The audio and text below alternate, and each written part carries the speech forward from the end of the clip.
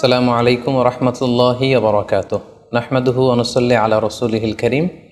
আম্মা বা'দু ফাআউযু বিল্লাহি মিনাশ শাইতানির রাজীম। বিসমিল্লাহির রহমানির রহিম। আব্দুল্লাহ নামে এক ভাই প্রশ্ন করেছেন, বাথরুমে গিয়ে অনেকে মৃত্যুবরণ করেন।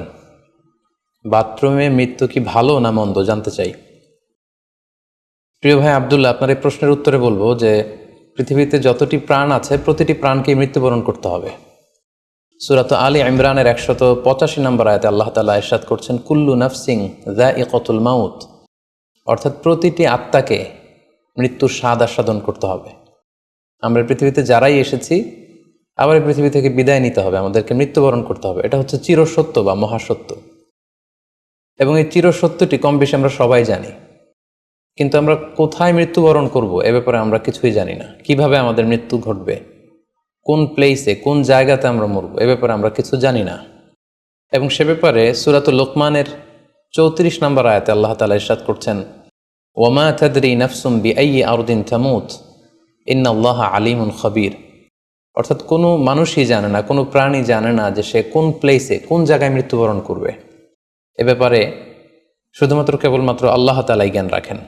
ইন্নাল্লাহা আলিমুন খাবীর, তিনি মহাজ্ঞানী এবং সব ব্যাপারে তিনি খবর রাখেন। তাহলে কোরআনের দুটি আয়াতের মাধ্যমে আমরা জানতে পারলাম যে আমরা প্রত্যেকেই মৃত্যু স্বাদ আস্বাদন করতে যাচ্ছি। আমরা মরবো এটা নিশ্চিত, কিন্তু কোথায় মরবো, কোন জায়গায় আমাদের মৃত্যু ঘটবে, সংঘটিত হবে, এই ব্যাপারে আমরা কিছুই জানি না।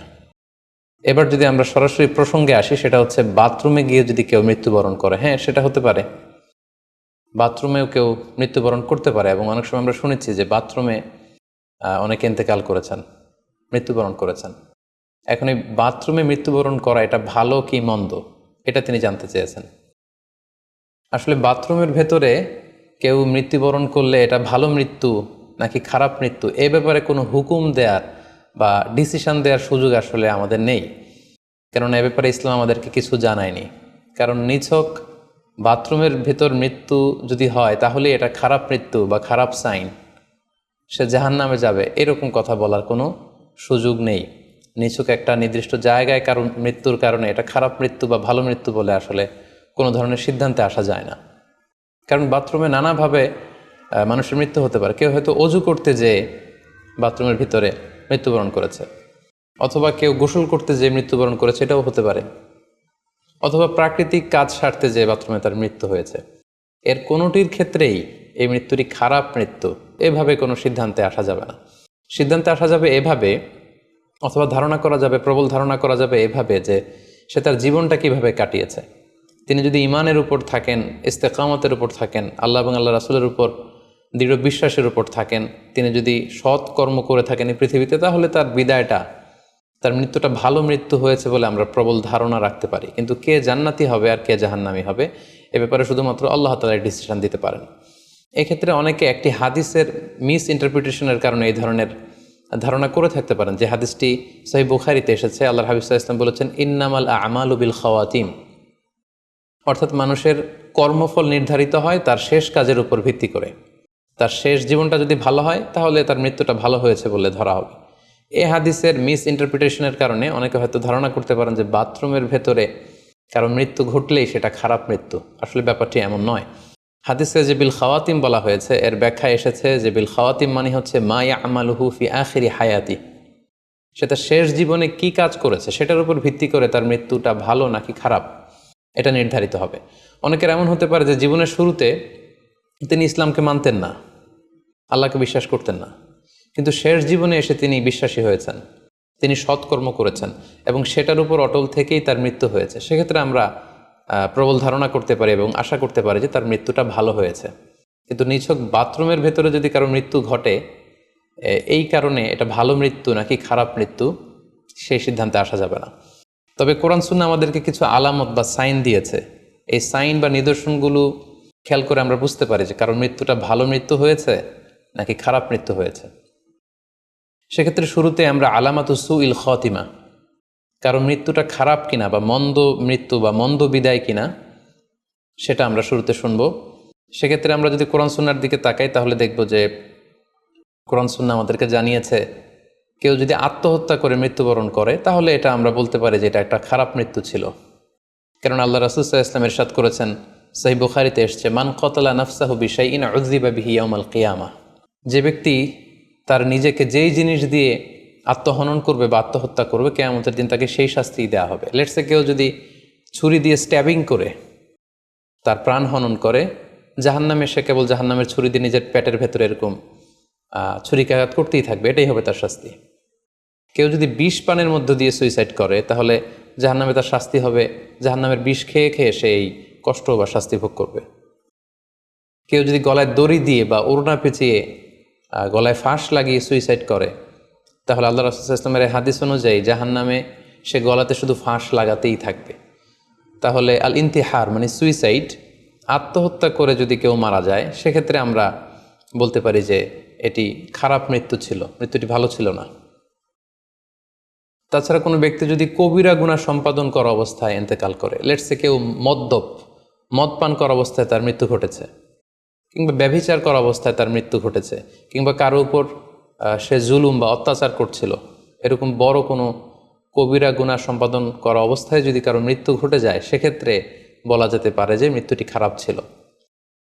পাশাপাশি বাবা মা যদি কোনো ভ্যালিড কারণে সন্তানের অন্যায়ের কারণে সন্তানের প্রতি রেগে থাকেন এবং ওই অবস্থায় যদি সন্তানের মৃত্যু ঘটে, তাহলে এটি একটি খারাপ মৃত্যু ছিল বলে ধারণা করা যেতে পারে। এবং স্বামী যদি তার স্ত্রীর প্রতি রেগে থাকে কোনো স্ত্রীর অন্যায়ের কারণে, এবং সেই অবস্থায় যদি স্ত্রীর মৃত্যু ঘটে, তাহলে এই মৃত্যুটি মন্দ মৃত্যু বা খারাপ বিদায় ছিল বলে আমরা ধারণা করতে পারি। সবশেষে বলবো যে কোনো ব্যক্তির মৃত্যুতে যদি গোটা মুসলিম কমিউনিটি আনন্দ প্রকাশ করে, উল্লাস করে, এটাও ওই ব্যক্তির খারাপ মৃত্যু ছিল বলে ধরে নেওয়া হবে। কারণ সবাই তার অন্যায় থেকে, অত্যাচার থেকে, তার অনিষ্ট থেকে বাঁচার জন্য চাচ্ছিল, তার হাফ ছেড়ে বেঁচেছে।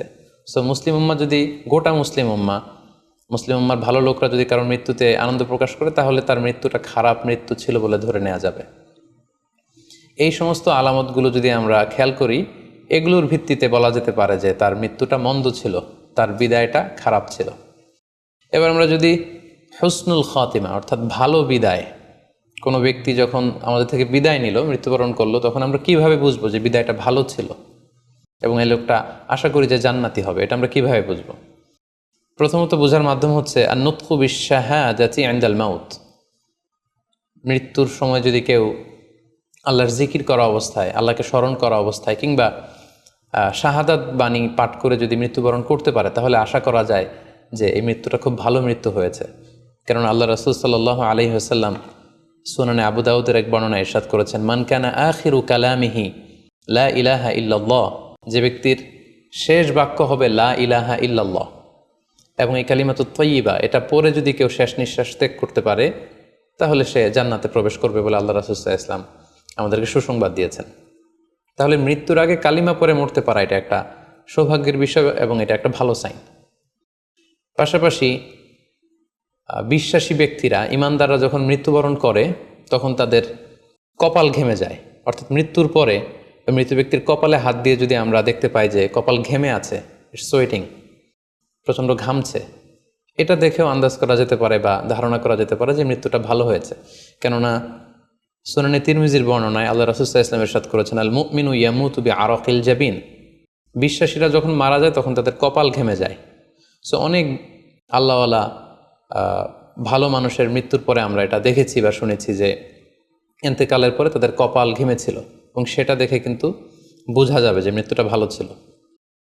পাশাপাশি জুমার রাতে যদি কেউ ইন্তেকাল করে, বৃহস্পতিবার দিবাগত রাতে, নিঃসন্দেহে সেক্ষেত্রে লোকটার ইমানদার হতে হবে, সৎ ব্যক্তি হতে হবে। সেক্ষেত্রে এটা একটা ভ্যালিউ অ্যাড করবে যে জুমার রাতে সে ইন্তেকাল করেছিল। রমাদান মাসে যদি কেউ ইন্তেকাল করে, এটা একটা খুশনসিব তার জন্য। পাশাপাশি হজের সফরে যদি কেউ, হজের যে দীর্ঘ সফর, এই সফরে যদি কেউ ইন্তেকাল করে, এটা একটা ভালো মৃত্যু বলে ধর্তব্য হবে। পাশাপাশি কেউ যদি জিহাদের ময়দানে শহীদ হওয়ার সৌভাগ্য লাভ করে, নিঃসন্দেহে এটা সবচেয়ে শ্রেষ্ঠ মৃত্যু।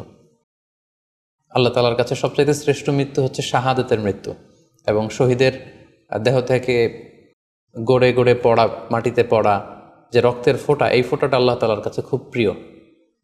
সো নিঃসন্দেহে শাহাদাতের মৃত্যু এটা পৃথিবীর শ্রেষ্ঠতম মৃত্যু।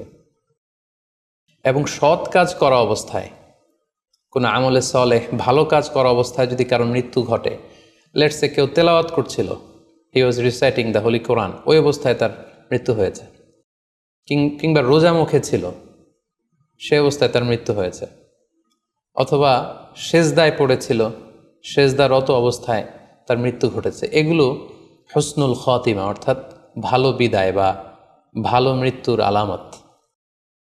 তাহলে আমরা সুউল খাতিমা এবং আলামত হুসনুল খাতিমা কোন কোন আলামত দেখে আমরা বুঝবো যে মৃত্যুটা খারাপ মৃত্যু ছিল, এবং কোন কোন আলামত দেখে আমরা বুঝবো যে এটা ভালো মৃত্যু ছিল, কোরআন সুন্নাহর আলোকে সেগুলো আমরা জানতে পারলাম। এর কোথাও কিন্তু বাথরুমের ভেতরে মৃত্যুবরণ করলে এটা ভালো মৃত্যু বা খারাপ মৃত্যু, এর কোনোটাই কিন্তু সিদ্ধান্তে আসা যাচ্ছে না।